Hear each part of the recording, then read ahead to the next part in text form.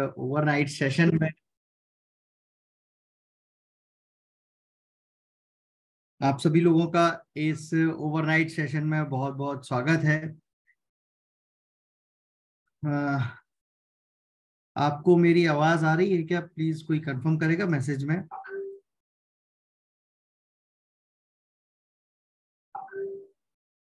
Okay, thank you thank you. मतलब I am हियरेबल to you.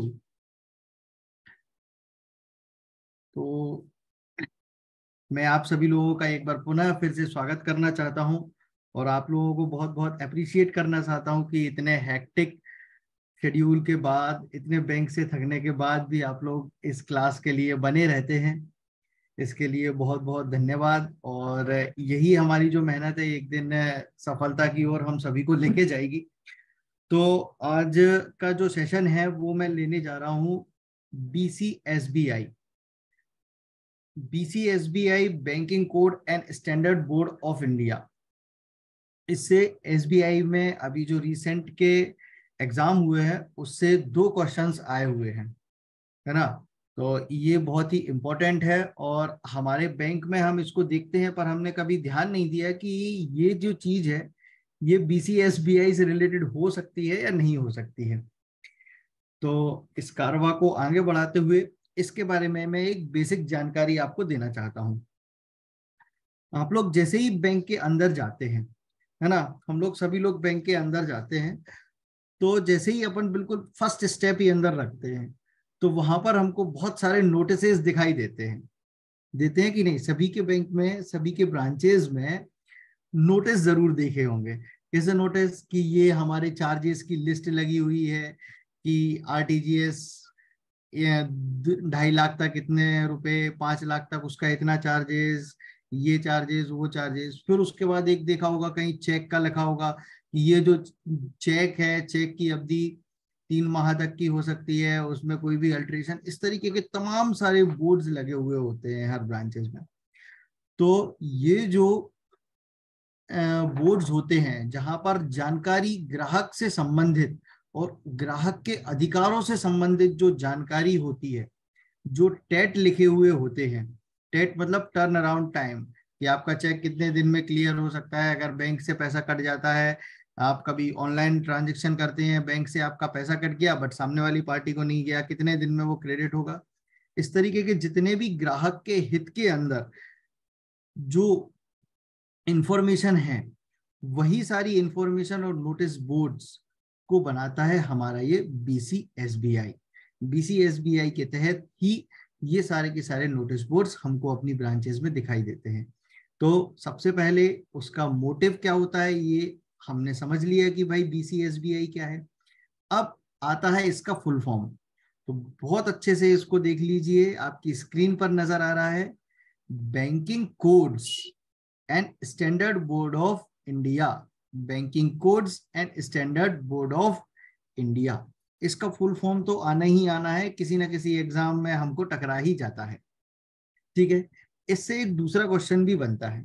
दूसरा question क्या बनता है कि ये बॉडी जो है BCSBI, ये किसके तहत है? ये RBI की बॉडी है या हमारे बैंकिंग रेगुलेशन एक्ट में आती है या फिर एक सोसाइटी है? तो इसका जो सही जवाब है कि ये इसका रजिस्ट्रेशन जो है वो इंडिविजुअल ऑटोनोमस सोसाइटी के रूप में BCSBI है ना। तो ये 2 क्वेश्चंस जो है इनको हमको ध्यान में रखना है और आगे हम देखते हैं कि हमको क्या क्या चीजें ध्यान में रखनी है। चलिए सबसे पहले इंट्रोडक्शन देखते हैं। This is a code of customer right. जैसे कि हमने पहले ही चर्चा करी है कि ये किसके हित में काम करता है, किसके राइट्स में काम करता है। तो जैसे ही हम बैंक के अंदर कदम रखते हैं, कस्टमर ही हमारा भगवान है कि नहीं? कस्टमर ही है, जो कुछ है कस्टमर ही है।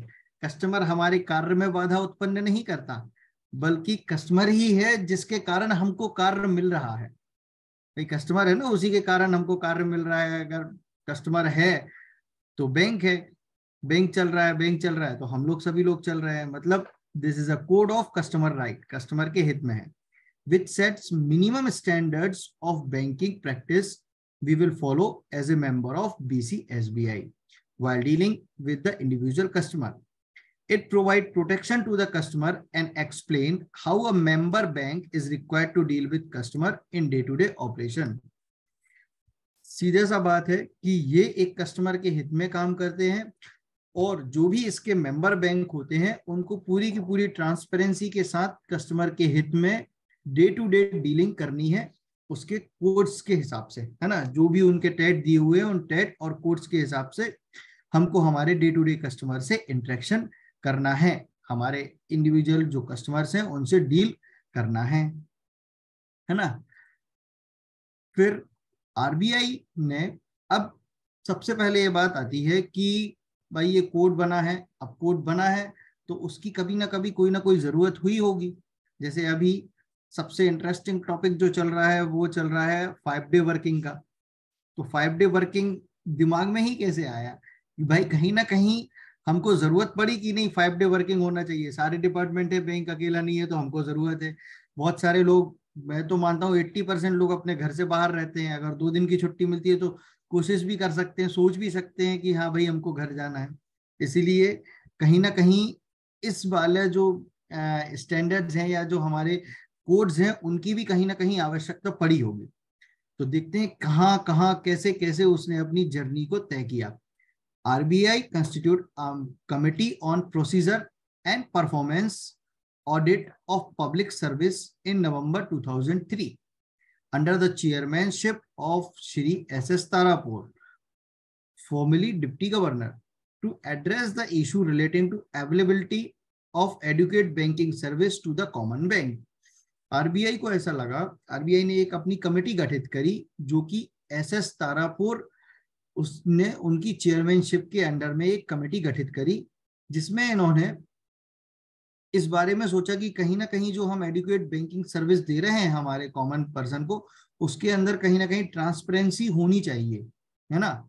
तो इसके लिए उन्होंने एक कमेटी का गठन किया। फिर उसके बाद क्या हुआ, उसके बाद RBI in its monetary policy statement in April 2005, अभी ये कहा, पहले नवंबर 2003 में उन्होंने एक कमेटी गठन किया, फिर उसने क्या किया, अप्रैल 2005 में अनाउंस किया कि setting of banking code and standard board of India in order to ensure that comprehensive codes of conduct and for fair treatment of customer was evolved and adhere to. इसका मतलब ये है कि कहीं ना कहीं इनको ऐसा लगा कि कुछ कोड्स ऐसे होने चाहिए जो कि कस्टमर के साथ हमको फेयर ट्रीटमेंट के लिए बाध्य करें, है ना। तो बैंक के लिए ऐसा कोड होना चाहिए जो कि कस्टमर से फेयर ट्रीटमेंट करने के लिए हम सभी लोगों को बाध्य करें। तो इसलिए इन्होंने अप्रैल 2005 में अपनी मॉनेटरी पॉलिसी में एक स्टेटमेंट जारी किया। फिर the BCSBI has been registered as a separate society under the society registration act 1860।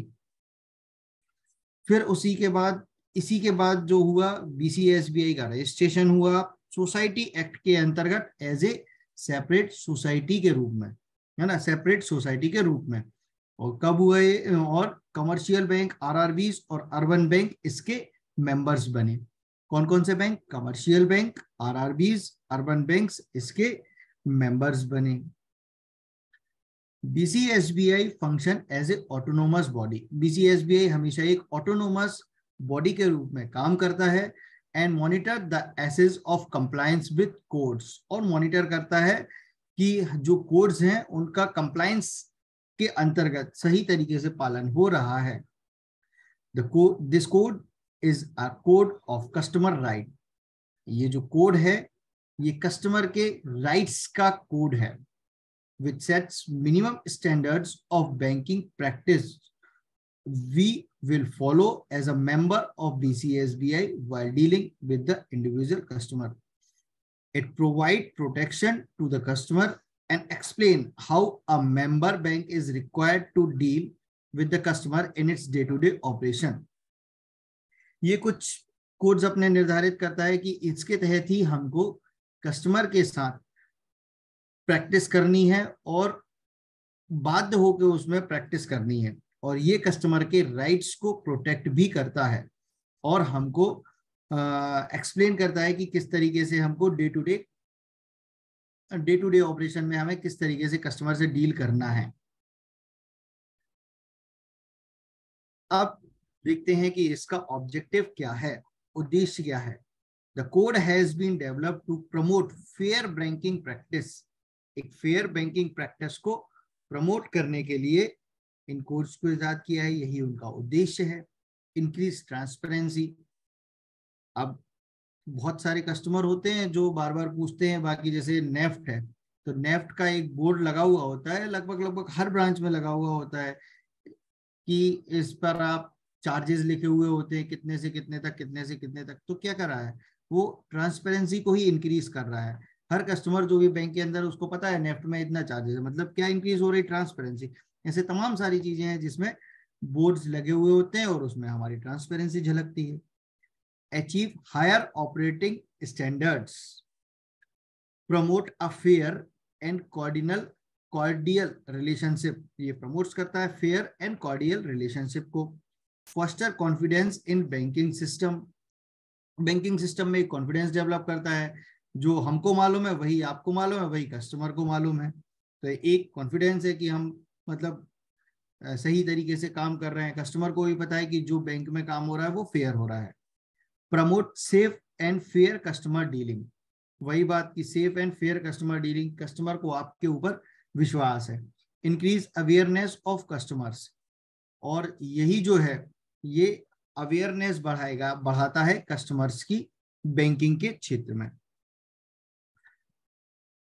Promotes good and fair banking practice by setting minimum standard in our dealing with you. मतलब क्या हुआ कि goods and fair banking practice हो गई, customer को भी पता है, बैंकर को भी पता है कि हमको क्या करना है, तो ये एक फेयर बैंकिंग प्रैक्टिस है। Increase transparency so that you can have a better understanding of what you can reasonably expect from us। Transparency के कारण कस्टमर का पूर्ण विश्वास है बैंक के ऊपर। Encourage market forces through competition to achieve higher operating standard. Promote a fair and coordinate relationship between you and your bank. Foster confidence in banking system, promote safe and fair customer dealing in case-to-case banking in a digitalized environment। ये safe भी है और fair customer dealing है banking in a digitalize environment, आज के digitalize environment में। Code of bank's commitment to customer, हम एक वादा करते हैं, एक कमिटमेंट करते हैं, जो बैंक है, बैंक एक कमिटमेंट करता है कस्टमर्स से। This is a code of customer right, ये जो कोड है वो कस्टमर का राइट है, वो कस्टमर की अपेक्षाएं हैं, वो कस्टमर का हक है। एप्लीकेशन ऑफ दिस कोड्स, इनकी एप्लीकेशंस को देख लेते हैं। ये जो कोड्स हैं ये सारे के सारे प्रोडक्ट्स जो कि बैंक प्रोवाइड करता है और जो कि सर्विसेज वो प्रोवाइड करता है उनके लिए लागू की जाती हैं। whether they are provided by branch or agent acting on behalf of bank, whether across the counter, over the phone, or by post through interactive electronic devices on the internet, by any method, how all the product discussed here may or may not be offered by us। इसका मतलब ये है सीधा कि ये जो code है ये उन सभी चीजों पर अप्लाई होता है जो बैंक और उसके स्टाफ और उसके जो एजेंसीज होती हैं, जो आज के समय में जो हम देख रहे हैं उसके एजेंट्स हैं, उसकी एजेंसीज हैं, और अक्रॉस द काउंटर भी हम जो काम कर रहे हैं, जो हम फोन कर रहे हैं, जो हम लेटर पोस्ट कर रहे हैं, उन सभी पर ये कोड्स अप्लाई होते हैं। Current account, saving accounts, term deposit, recurring deposit, PPF account and all other deposits. अब करंट अकाउंट, सेविंग अकाउंट्स में कैसे लागू होगा भाई, इनके जो इंटरेस्ट रेट हैं, इनके इंटरेस्ट रेट हमने कहीं ना कहीं एक बोर्ड लगा के सारे के सारे इंटरेस्ट रेट लिख दिए होते हैं। एक हमेशा एक ब्याज दर का बोर्ड सारे के सारे ब्रांचेस में होता है, किसी में डिजिटलाइज होता है, किसी में परमानेंट फिक्स होता है, कई जगह नहीं होता तो वहां पर व्हाइट बोर्ड पर इंटरेस्ट लिख दिए जाते हैं कि आज भाई ये सेविंग बैंक का इंटरेस्ट रेट है, ये टर्म डिपॉजिट का इंटरेस्ट रेट है, 7 दिन से 10 दिन तक ये है, 1 साल का ये है, 1 से 2 साल का ये है, लिखे होते हैं ना। तो वही सारी चीजें इस फर्स्ट वाले पॉइंट में अप्लाई हो जाती हैं।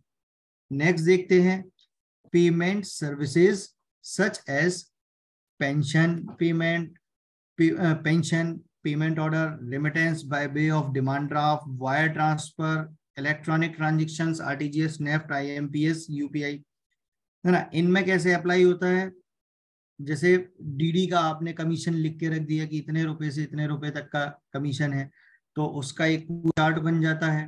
देन आरटीजीएस एनईएफटी का एक चार्ट बन जाता है। इस तरीके से इस कोर्स को हम फॉलो करते हैं। थर्ड देखते हैं banking services related to government transaction. Government transaction सारी की सारी ब्रांचेज में नहीं होते हैं, बट स्पेशली जैसे कुछ ब्रांचेज होती हैं हमारी जहां पर गवर्नमेंट ट्रांजेक्शन्स के लिए ही एक उसको हब बना दिया जाता है। जैसे अगर स्टेट बैंक की बात करें तो बहुत सारी ब्रांचेज हैं जो गवर्नमेंट ट्रांजेक्शन ही होते हैं, जो चालान जमा होते हैं, गवर्नमेंट के चालान, ट्रेजरी के चालान और इनकम टैक्स के चालान, बहुत सारे टाइप के जो चालान होते हैं, जैसे कोर्ट के चालान होते हैं, कलेक्ट्रेट के चालान होते हैं, वो सारे सारे गवर्नमेंट बिजनेस कहलाता है या उनको गवर्नमेंट ट्रांजेक्शन कहते हैं, जो डायरेक्ट एफएसएलओ के माध्यम से स्टेट गवर्नमेंट्स के जो अकाउंट्स होते हैं, कुबेर अकाउंट्स कहलाते हैं, उनमें ही डायरेक्ट उनको सबमिशन हुआ जाता है। तो उनके भी कुछ चार्जेस होते हैं। बैंक कोई गवर्नमेंट ट्रांजेक्शन करता है तो उसके भी चार्जेस होते हैं। उन चार्जेस के बारे में जो बोर्ड्स लगे होते हैं वो इसी कोड के तहत होते हैं। Indian currency note coin exchange facility, हर ब्रांच में लिखा होता है, यहाँ पर कटे हैं, हमारे यहाँ सिक्के जमा किए जाते हैं, तो वो वाला 5th पॉइंट कहता है। Collection of cheques, safe custody service, safe deposit locker facility, इनके बारे में भी जानकारी लिखा होना भी हमारे बीसीएसबीआई कोर्स के तहत आता है। लोन्स, ओवरड्राफ्ट्स एंड गारंटीज, लोन के बारे में जानकारी, ओडी के बारे में जानकारी, और जो भी गारंटीज होती हैं, बीजीज वगैरह होती हैं, उनके बारे में भी जानकारी देना भी इस कोर्स के अंतर्गत आता है। Foreign exchange services including money changing. Next, foreign exchange के बारे में भी जो जानकारी होती है, फॉरेन एक्सचेंज में बहुत लिमिटेड ब्रांचेस होती हैं जो कि फॉरेन एक्सचेंज करती हैं, है ना। सभी के बैंकों में लिमिटेड ब्रांच होगी, हर एक ब्रांच में शायद ही है कि फॉरेन एक्सचेंज की सुविधा हो, तो वहां पर ये सारी की सारी जो जानकारी होती है उसके बोर्ड्स लगाना ही फॉरेन एक्सचेंज सर्विसेज के बारे में। और मनी चेंजिंग मतलब एक्सचेंज ऑफ मनी, कोई डॉलर लेके आ रहा है और उसको रुपीज में कन्वर्ट करना, रुपीज को डॉलर में कन्वर्ट करना, that is called money changing. Next, third party insurance and investment product marketed through our branch और ऑथराइज्ड रिप्रेजेंटेटिव और एजेंट। इसका सीधा सीधा सा मतलब है जिसके लिए बैंक आज के समय में सबसे ज्यादा प्रेशर दे रहा है, किसके लिए, बैंक एश्योरेंस के लिए और इन्वेस्टमेंट कराने के लिए, उसके बारे में प्रॉपर पूरी की पूरी जानकारी होना और जानकारी देना ग्राहक के लिए ट्रांसपेरेंट रूप में ना, तो वो भी हमारे इस कोड के अंतर्गत आते हैं। Card product including credit card, debit card, ATM cards, smart cards and POS services including credit card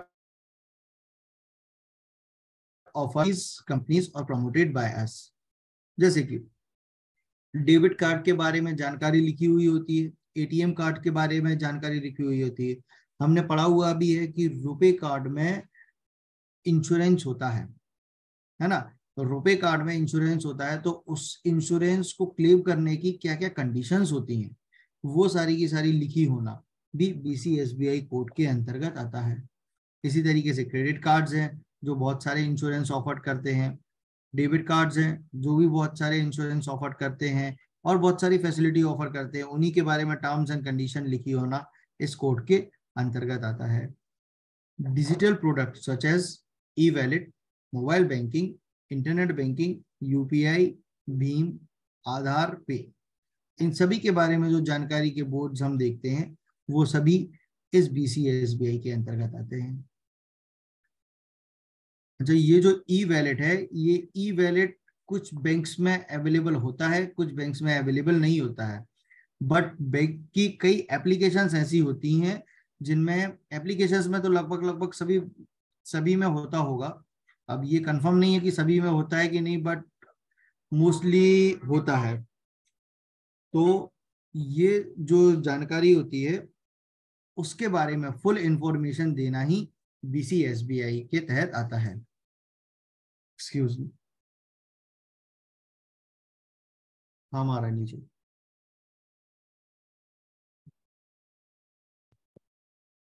right to fair treatment. अब फेयर ट्रीटमेंट हमको कैसे देना है? Minimum banking facilities of receipt and payment. Minimum banking facilities of receipts and payments, जो कि हम receipts and payment normal जो कर रहे हैं उसमें ही हम एक अच्छा ट्रीटमेंट दें, है ना। तो जो हमारे नियम अनुसार है तो उसमें भी हमारे कोर्स फॉलो होंगे। Meeting the standards and commitment for the product and services. अगर एफडी पे कहा गया है कि हम 6% ब्याज दे रहे हैं या 7% ब्याज दे रहे हैं, तो उतना ही हम आपको ब्याज दे के एफडी बनाए, उतने ही की ही हम एफडी बनाए। तो वो हमारा एकदम फेयर कमिटमेंट हो गया कस्टमर से। अगर डीडी पे लिखा हुआ है कि 500 रुपए तक के डीडी पे 25 रुपए लगना है, तो हम उससे 25 रुपए ही लें। तो ये हमारी एक फेयर प्रैक्टिस होगी और वही हमारा रिलेवेंट लॉ होगा। इथिकल प्रिंसिपल्स भी कहलाएंगे। Offering digital banking. Digital banking में कैसे कि जो भी कस्टमर आता है उसको सपोज करो डीडी बनाना है, तो हम एक बार उसको बोल तो सकते ही है ना कि आप एक काम करें, एप्लीकेशन के थ्रू बनाएं, आपको चार्जेस नहीं लगेंगे, चार्जेस आपके वेव हो जाएंगे। और इस चीज को लिख के भी डाल सकते हैं। तो ये हम एक प्रमोट कर सकते हैं हमारे डिजिटल ऑफरिंग डिजिटल बैंकिंग को। ट्रेनिंग स्टाफ को बेहतर ट्रेनिंग देकर। और नो डिस्क्रिमिनेशन, बिल्कुल भी लड़ाई झगड़ा ना करें, क्योंकि उससे जीरो टॉलरेंस मैटर आता है। तो no discriminations. Right to suitability. We will offer our product appropriate to your needs and based on the assessment of your financial circumstances. हम आपको ऐसे प्रोडक्ट्स और अप्रोप्रिएट प्रोडक्ट आपको देते हैं जो आपकी जरूरतों के अनुसार और आपके फाइनेंशियल सर्कमस्टेंसेस के अनुसार आपको जरूरी होता है और आपके लिए फायदेमंद होता है। यहाँ पर जब भी मैं आपकी बात करूं तो आप मतलब कस्टमर, है ना। हमारा जो मेन फोकस है वो सारा का सारा कस्टमर है। बैंक के लिए सबसे इंपॉर्टेंट जो चीज है वो है कस्टमर। कस्टमर कोई कस्टमर है जब तो बैंक है, कस्टमर है तो हमारे प्रोडक्ट है। तो जो भी कुछ काम कर रहे हैं हम कस्टमर की ही इच्छा अनुसार कर रहे हैं, उसकी जरूरतों को पूरा करने के लिए कर रहे हैं, उसको सर्विसेज देने के लिए ही हम ये सब कर रहे हैं। Right to privacy and confidentiality. Personal information as private and confidential exception. Personal information जो है उसको हमें प्राइवेट और कॉन्फिडेंशियल रखना है। जो भी पर्सनल, जैसे कोई लोन लेने के लिए आया तो उसकी इंफॉर्मेशन होती है हमारे पास, उस सारी की सारी इंफॉर्मेशन को हमें प्राइवेट और कॉन्फिडेंशियल रखना है। Except CIC loans, unsecured loans, credit cards. Information required by law और regulators, authorised by us, bankers references, to provide to prevent frauds. इन सब की क्यों आवश्यकता पड़ी? कि हम फ्रॉड से बच सके, है ना। मार्केटिंग पर्पस, जो ये मार्केटिंग पर्पस होते हैं उसमें भी हमको प्राइवेट एंड कॉन्फिडेंशियलिटी का ध्यान रखना है। Information collected other than KYC के अलावा जो भी हम इंफॉर्मेशन कलेक्ट करते हैं उसको भी हमको प्राइवेट रखना है। उस ध्यान रखना है कि वो जानकारी किसी और के हाथ ना लगे। Right to grievance redressals and forums. जो भी ग्रीवियंसेस होते हैं उनको redressal and forums, correcting our mistakes promptly. अगर कभी भूलवश हमसे कोई गलतियां हो जाती हैं तो हमें उनको सुधारना है और ध्यान रखना है कि आगे से हम कोई भी गलतियां ना हो। हैंडलिंग ऑफ कंप्लेंट्स, जो कस्टमर के द्वारा कंप्लेंट्स आई हुई हैं उनको हैंडल करना, उनकी बातों को सुनना समझना और फिर हमें उनके हितों में काम करना। एक proper guidance. Problem arising out of technology failures. आजकल बहुत सारी प्रॉब्लम्स हमारे टेक्नोलॉजी से भी आती हैं, मोस्टली कहना चाहिए कि टेक्नोलॉजी से आती हैं। और उसमें एक सबसे कॉमन जो है वो है कि अकाउंट डेबिट हो गया बट कैश नहीं मिला, अकाउंट डेबिट हो गया बट सामने वाली पार्टी के पास पैसा नहीं गया या उसके पास क्रेडिट नहीं हुआ। तो ये कुछ हमारे टेक्नोलॉजी फेलियर्स हैं। तो इससे ग्रीवियंसेस आते हैं, तो उस ग्रीवियंसेस के बारे में भी हमको संपूर्ण जानकारी हमारे बैंक में उपलब्ध कराना कि आपको अगर एटीएम से रिलेटेड फ्रॉड हो रहा है तो क्या करना चाहिए, अगर पैसा कट गया है नहीं आया है तो कहाँ आपको कंप्लेंट रजिस्टर कराना चाहिए। इस तरीके की जानकारियां अगर हम लगाते हैं तो these are comes under the BCSBI। Right to fair dealing, transparency and honesty, timely and adequate information, समय पे जरूरी जानकारी देना, advertising and promotional literature is clear and not misleading, जो भी एडवर्टाइजिंग हो और प्रमोशनल बैनर्स जो हो वो क्लियर हो बट मिसलीडिंग ना हो, कोई भी उसमें मिसलीडिंग नहीं होनी चाहिए। Do not call service and interest rate, do not call service and interest rate, tariff schedules, complete information through SMS, print media, etc. Display information in our branch and website, our policies. Create awareness of code among customers. हमको जो display information in our branches, वही बात कि हमको branch में सारी की सारी इंफॉर्मेशन को डिस्प्ले करना है और वेबसाइट पर भी हमारी पॉलिसीज का डिस्प्ले होना है। एंड क्रिएट, जो कि किस पे लीड करेगा, create awareness of codes among the customer, customer के बीच में उसके प्रति जानकारी उपलब्ध होगी। हमको एंश्योर करना है that you are given complete information about our product and services, minimum balance requirements, the interest rate and service charge, beside the terms and conditions applicable to them in transparent manner through the following method as per your preference। हमको ये ensure करना है कि जो भी complete information है हमारे product और सर्विसेज की, जैसे कि minimum balance requirement, what are the interest rate, what are the service charges, what are the terms and conditions applicable to them, उन सब में पारदर्शिता लाने के लिए हमको क्या क्या स्टेप्स करने हैं, क्या क्या हमको स्टेप्स उठाने हैं। तो उसके कुछ मेथड्स यहाँ पर नजर आ रहे हैं, जैसे कि बाय सेंडिंग एसएमएस और ईमेल्स, एसएमएस और ईमेल्स के द्वारा, थ्रू इलेक्ट्रॉनिक और प्रिंट मीडिया के द्वारा, डिस्प्ले ऑन आवर वेबसाइट, हम अपनी वेबसाइट पर भी डिस्प्ले कर सकते हैं, display on branch notice board, और ये जानकारियां हमारे ब्रांच के नोटिस बोर्ड पर भी होनी है। Display on website and branch notice board will be an addition to the other mode of information mention above. Giving your information on the facilitates provides to you and how you can avail of these and whom and how you may contact for addressing your queries. Displaying in our branch for your information, service provided, जो भी हम services provide कर रहे हैं, minimum balance requirement if any for saving bank accounts, current account and the charges for non maintenance thereof. Information available in booklet form, information available जो कि booklet form है।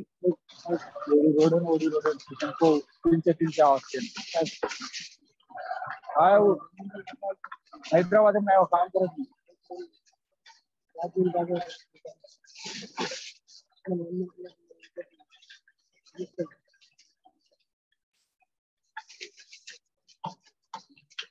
Need of corporate governance.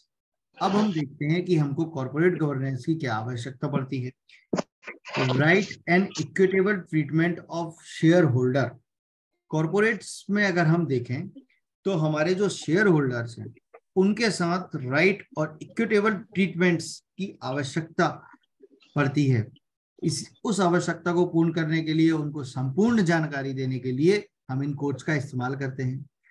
Rules and responsibility of the board, board के क्या rules हैं, उनकी क्या responsibilities हैं, इसको भी पूर्ण इंफॉर्मेशन के रूप में प्रदर्शित करते हैं। Integrity and ethical behaviour, corporate scams और स्कैंडल्स, कॉर्पोरेट्स में जो स्कैम्स होते हैं और स्कैंडल्स होते हैं उसके बारे में भी पूरी जानकारी, और ग्लोबलाइजेशन, ग्लोबलाइजेशन के स्टेप्स की जानकारी। कॉर्पोरेट गवर्नेंस के 4 पिलर होते हैं। क्या क्या पिलर होते हैं? Accountability, fairness, transparency and independence.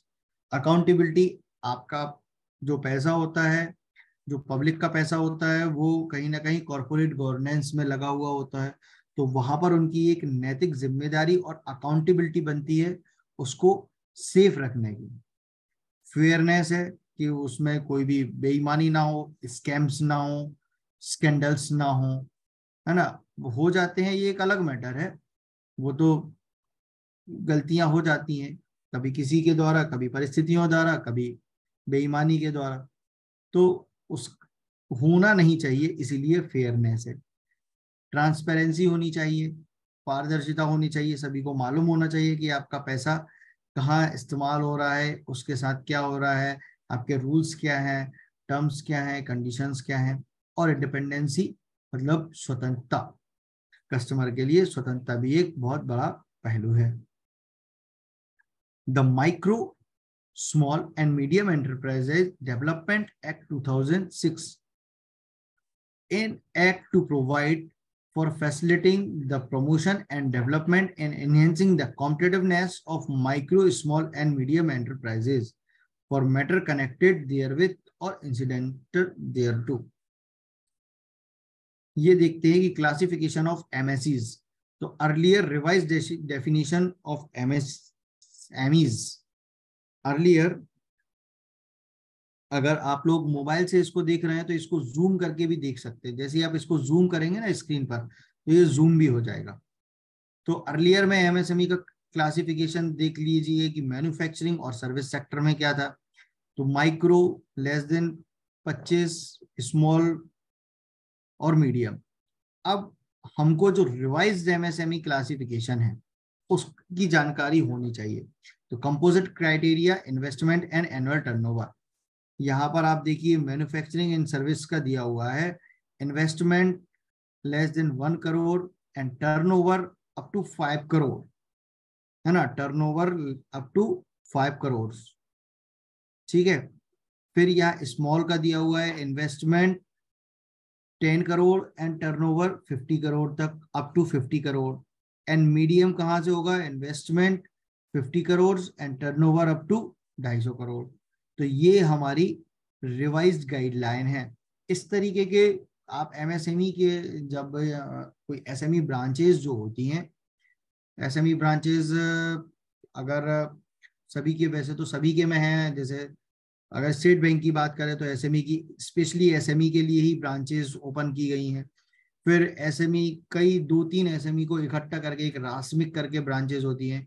तो वहां पर इस तरीके के हम बोर्ड्स देखते हैं, जो ऐसे, जो अभी बिल्कुल सामने आपके एक बोर्ड और इंफॉर्मेशन दिख रहा है ना, ये एक इंफॉर्मेशन वाला बैनर है। इस तरीके के बैनर्स जो होते हैं ये भी बीसीएसबीआई के अंतर्गत आते हैं, जहाँ पे कस्टमर को अपना कैटेगराइजेशन मालूम होता है। अगर कुछ अपडेट्स होते हैं, जैसे यहाँ पर हम देख रहे हैं कि पुराना क्लासिफिकेशन उन्होंने दिखाया है, फिर नया क्लासिफिकेशन उन्होंने दिखाया है। इस तरीके की सारी जानकारी जो कि कस्टमर को हम देते हैं, तो ये हमारा एक ट्रांसपेरेंसी है, हमारी रिलायबिलिटी है और हमारी अकाउंटेबिलिटी भी बनती है इसमें पूरी जानकारी देने की कि कस्टमर की क्लासिफिकेशन क्या है, वो किस में आता है, उसके तहत उसको क्या बेनिफिट्स मिल सकते हैं। तो ये संपूर्ण जानकारी यहाँ पे प्रदर्शित की जाती है। अब वाई ऐसे एमएसएमई आर इम्पोर्टेंट, माइक्रो क्यों इम्पोर्टेंट है। Micro, small and medium enterprises are often held as the pillar of Indian economy. इनको हम मानते हैं कि ये जो है ये पिलर ऑफ इकोनॉमी में है। अब ध्यान देने वाली बात यह है कि अगर हैं तो क्यों है ना। तो MSMEs are providing employment to nearly 312 lakh people through about 128 lakh unit located in both the rural and urban across the countries। आज के समय में देखा जाए तो देश में सबसे बड़ी समस्या है बेरोजगारी की, अनएम्प्लॉयमेंट की। और एमएसएमई जो है, कोई भी एमएसएमई को आप ले लीजिए, कोई भी एमएसएमई, चाहे वो माइक्रो की हो चाहे मीडियम की हो, है ना, कोई भी एमएसएमई है, तो उसमें आप देखेंगे कि वो एम्प्लॉयमेंट प्रोवाइड कर रहा है। एक छोटा सा एग्जांपल लेते हैं कि आपकी ब्रांच में एक केस आया कि हमको फ्लोर मिल लगानी है। फ्लोर मिल मतलब आटा चक्की लगानी है। तो अगर इमेजिन करें तो कम से कम वो आटा चक्की वाला ही 2 से 3 लोगों को एम्प्लॉयमेंट दे रहा है, कम से कम मिनिमम 2 से 3 लोगों को। और अगर उसने बड़ा प्लांट लगाया है कि भाई वो पर डे में 1000 किलो और 2000 किलो और 10,000 किलो भी अगर फ्लोर बना रहा है, तो आप समझ नहीं सकते कि वो कितने लोगों को एम्प्लॉयमेंट दे रहा है। वो कम से कम 5 लोग तो उसके यहाँ सिर्फ फैक्ट्री में या जो उसका यूनिट होगा वहां पर मेंटेनेंस के लिए लगे होंगे। यहाँ ये ऑपरेटर हो गया, ये गेहूं डालने वाला हो गया कि ऊपर से गेहूं डालेगा, यहाँ से रॉ मटेरियल बन रहा है तो रॉ मटेरियल निकालने वाला। तो इस तरीके के एम्प्लॉयमेंट जनरेशन जो प्रोग्राम है उसमें एमएसएमई का बहुत बड़ा महत्व है। और साथ साथ में हमारे लिए जैसे जैसे पॉपुलेशन बढ़ रही है वैसे वैसे प्रोडक्ट्स की जरूरत भी बढ़ रही है ना। तो वो सारे के सारे प्रोडक्ट्स हमको मुहैया कराने के लिए एमएसएमई की आवश्यकता बहुत ज्यादा है। अब देखते हैं मैन्युफैक्चरिंग सेक्टर में 39%, एमएसएमई का जो परसेंटेज देख रहे हैं मैन्युफैक्चरिंग सेक्टर में 39% एंड एक्सपोर्ट के सेक्टर में 33% दिख रहा है यहाँ पर। तो हमने समझ लिया कि एमएसएमई क्यों इंपॉर्टेंट है, दोनों तरह से इंपॉर्टेंट है। अनएम्प्लॉयमेंट को कुछ हद तक कम करने के रूप में भी एमएसएमई की जरूरत है, और साथ में हमारी जरूरतों के एक उपभोक्ता के रूप में हमारी जरूरतों को पूरा करने के लिए भी एमएसएमई की जरूरत है। Corporate governance, it is generally understood as the framework of rules, relationship, systems and processes within and by which authority is exercised and controlled in corporations. तो ये जनरली एक फ्रेमवर्क ऑफ रूल्स है, relationship है और system and procedure को मिलाकर ये with in and which authority exercise करती है, कंट्रोल करती है कॉर्पोरेशंस को, है ना। एक फ्रेम बनाकर जिसमें रूल्स भी हैं, रिलेशनशिप भी हैं, सिस्टम एंड प्रोसीजर्स भी हैं, और उससे कंट्रोल करना किसी कॉर्पोरेशंस को, that is corporate governance. Lending credit guarantee fund trust of micro and small enterprises which is extended by eligible bank and is popularly known as CGTMSE guarantee scheme for MSME. The reality, most of the MSME crimes that bank officials very rarely talk about the scheme. अच्छा बताइएगा CGTMSE का full form क्या होता है, mic on करके भी बता सकते हैं।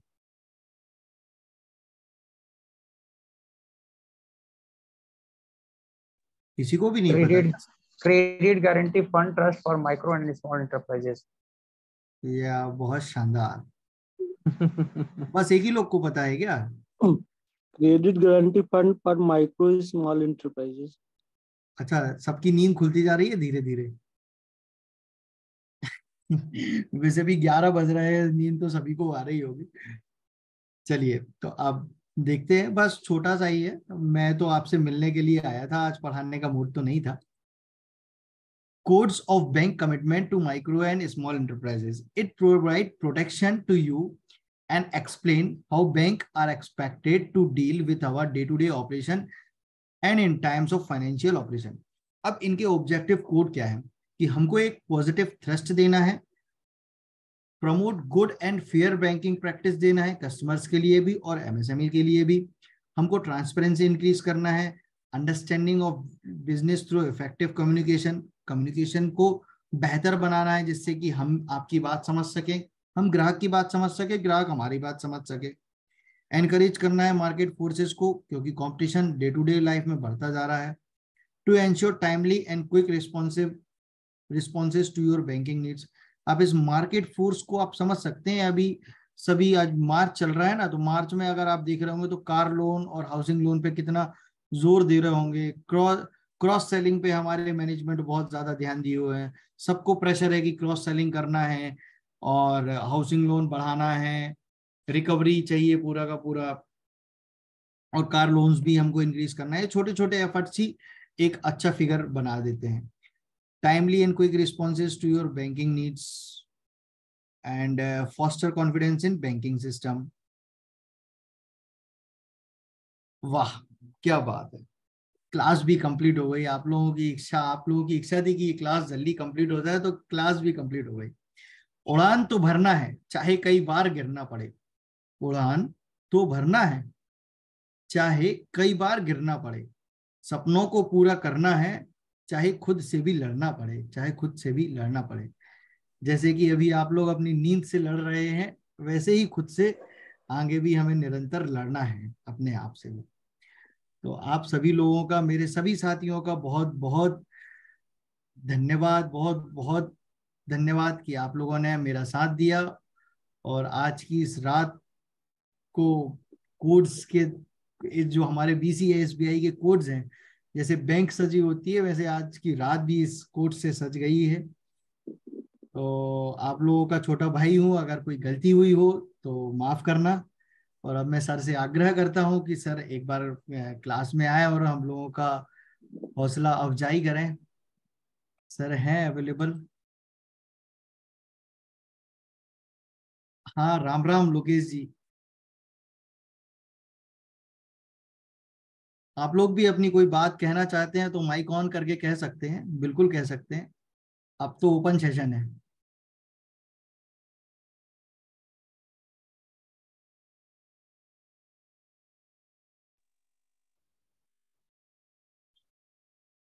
चलिए, तो फिर मैं आप लोगों से विदा लेता हूं, और इस सेशन को हम यहीं अंत करते हैं, और कल मिलते हैं फिर एक नई रोशनी के साथ, एक नई किरण के साथ, और एक नए जोश के साथ, नई उमंगों के साथ। आप सभी लोगों को मेरा गुड नाइट, और कल के लिए बहुत बहुत शुभकामनाएं। धन्यवाद।